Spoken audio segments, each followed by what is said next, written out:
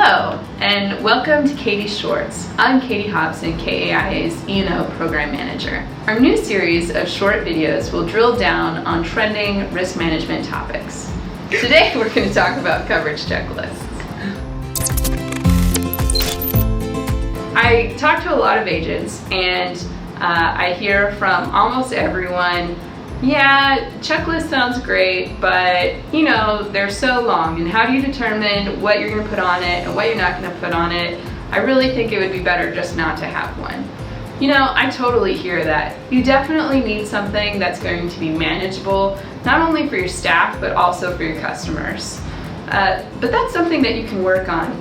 We have staff and partners that you can work with to evaluate your coverage checklist and to try to shorten it down so it's something manageable that your staff will use. However you decide to go about creating your checklist, it's very important that you do use them. And here's an example of why. One of our claims that we have in our books involved a no coverage issue on a work comp claim.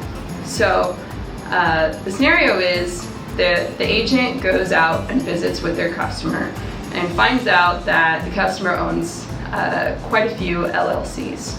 Well, none of these LLCs have any staff working for them. It's all independent contractors. And yes, I'm using air quotes for a reason.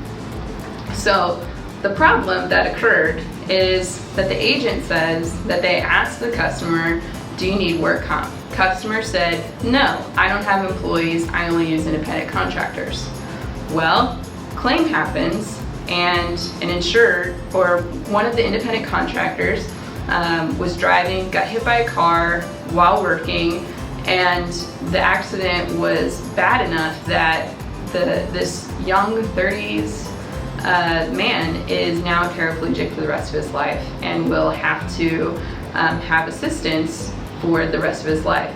That claim was valued originally at over $8 million because of the medical issues involved. So the defense goes back to the agent and looks at their files, talks to them. Turns out there's no documentation that this conversation ever happened. So a couple things to note here. One, having producer notes on file, super important. However you can get those notes translated back in your agency management system, you've got to be doing it. Secondly, had that agency been using a coverage checklist and offered additional coverages to the customer, even if the customer hadn't signed off on it, but the agency could prove, hey, we gave them the opportunity to let us know that they needed work comp coverage and they never came back to us, that alone would be sufficient documentation.